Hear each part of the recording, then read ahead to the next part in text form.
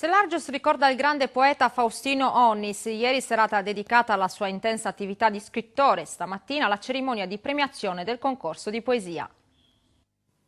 Totu passate, is acquas in sarriu, is nuis in cielu, suentu a subedottu.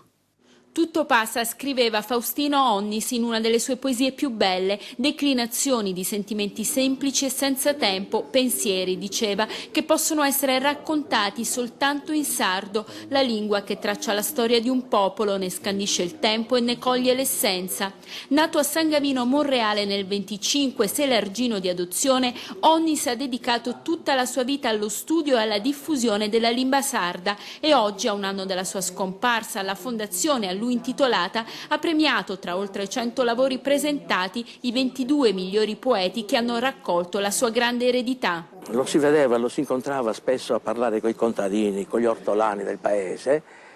E so che aveva preso molti appunti e il suo glossario nacque in gran parte a Selargius, arricchendo il vocabolario del Porru di una incredibile quantità di